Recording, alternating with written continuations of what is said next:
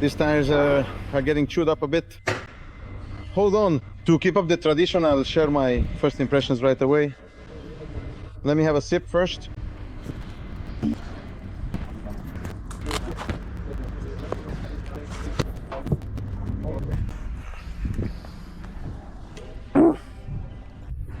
Alright, so here are my immediate thoughts. Bikes these days are just too good because I just got off the Panigale and said to myself that I need to get the idea of owning one out of my head. Now I'll have to get the idea of owning a Fireblade out of my head. You probably know I've been a Honda guy for a long time, but even though I like the Fireblade, in my opinion, on the track story, but you just couldn't accept that on the main straight, all the liter bikes would easily overtake you. That's not gonna happen anymore. It really won't happen anymore because there's power now, and the fact that they're promising 214 horsepower at the engine, I think that might actually be true. The Japanese did have a bit of a tendency to overstate the power or to quote it under some optimal conditions. But anyway, it doesn't matter. Either way, you can feel that power. Yesterday, I spoke with the engineer responsible for the engine. I pressed him a bit about how much power it actually puts out at the wheel, and on the dyno he claims it's 199 horsepower, around 200. And well, does it even matter? What matters is that the engine goes, it just goes, and it has the characteristics of a true racing motorcycle. There's no focus here on low revs. The mid-range is kind of weight at me, but the top end is just as it should be. Very linear. I mean, it breaks a little, but it's very linear from 7,000 RPM, because up to 7,000 not much really happens, and then you go past that and it starts boo. The bike starts to roar and accelerates like crazy. It's like, you know, a real Japanese leader bike in the Japanese style, only more powerful. How did they achieve that? There are a lot of clever technologies in that engine. Above all, it's about reducing the load on the internal components, which also allow them to increase the maximum RPM.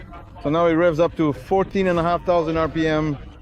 You can read all those technical details in the magazine, or some of them are already on the website right now.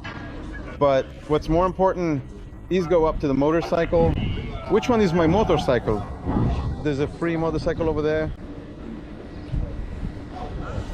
The thing is, the Japanese focused not on new technologies, but on getting as much as possible out of what they're already good at. So basically, it's still a conventional engine, just improved to the absolute limit, and I really like it. The frame too, you can feel, you can hear it a bit. You can feel that the frame is a bit more flexible, but it's still not at the level you get, for example, in the Ducati. I would say that if I were to compare it to European motorcycles, it would be closer to the Aprilia RSB4, because you can feel that this bike is able to flex through corners, that it can work with you, but it doesn't have that instability you get with a Ducati. So it's just a completely different riding character. The motorcycle is stable all the time, unless you really hit the throttle hard, and then it starts to get a bit, you know, you feel that it needs to work things out. The suspension is amazing, just absolutely top notch. What I found out, which is very interesting, is that this Öhlins is a Nix. I don't remember the exact name. Anyway, it's responsible for building up pressure in the oil chamber. So it's pressurized, meaning the fork operates under pressure. This is a newer design than, for example, and here I refer again to the Ducati Panigale because I just rode it a moment ago. It's a newer design because the oil inside is pressurized to 6 bars, which minimizes inertia and the occurrence of, for example, air bubbles. As a result, the fork is more precise. Qatar is not such a perfectly smooth track. There are some bumps here, and as I was entering the corners, I'm only after my second session, but I was really attacking those corners quite ambitiously, braking hard into them, and I felt totally confident. As for the brakes, I'm surprised that the Brembo from TLM is doing a great job, but unfortunately there's still an issue with the ABS. It's no longer such a problem that it would disqualify this motorcycle from being used on the track with ABS, but it's still not the best system out there, because the Japanese don't believe in bypassing the law and don't allow the rear wheel to be locked. So when the motorcycle lifts the rear wheel, the brake lever starts to pulse a bit, but it's the kind of pulsing that you simply feel, but it doesn't really affect your riding anymore. When I overshot the corner and really had to try something bold, well, I did actually overshoot it, but I think that, I don't know, maybe without ABS I wouldn't have overshot it. It's hard to say. Anyway, for really sporty or racing riding, you just need to pull the fuse for the ABS, and now finally pulling the fuse doesn't cause, for example, the traction control or wheelie control to stop working. and the traction control and wheelie control are finally just as they should be. You ride this motorcycle and it's not like it used to be with Hondas where you twist the throttle and it just takes off, boom, boom. It cuts your power and that's it, right? You feel it, you ride this bike, you open the throttle, wham, wham! It slips a little and then the traction control catches it. It turns out the wheelie control works so that the bike lifts the front, drops it back down, and then shoots forward.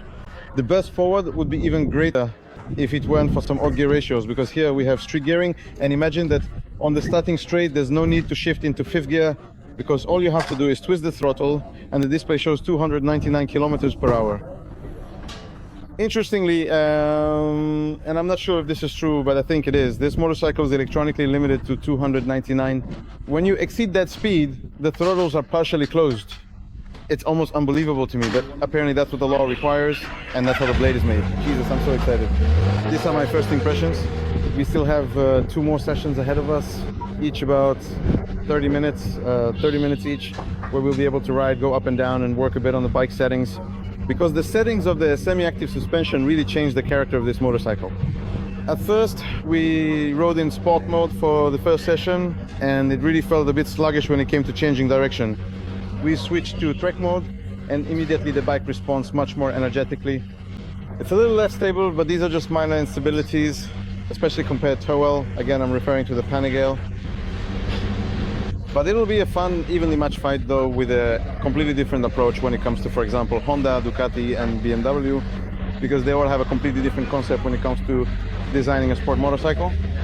And that's going to be an incredible showdown because everyone will be very fast, and I know that everything will depend on the riders, but thanks to such different characters, everyone will find a motorcycle that suits them, and I don't know which one will be right for me. I don't know yet, I need 2 more sessions. What's important, look, a stock Accra. This thing screams just like it should. The first impression I had when we were riding in the first session was, damn, it sounds like a race bike, especially when you close the throttle. Whoa, boom, boom, boom, those sounds, damn, so rough, absolutely fantastic. All right, that's it for now. I'll upload this together with the longboard and I'll tell you everything in an extra video that I'll prepare after the whole day. I'm off to have some more fun.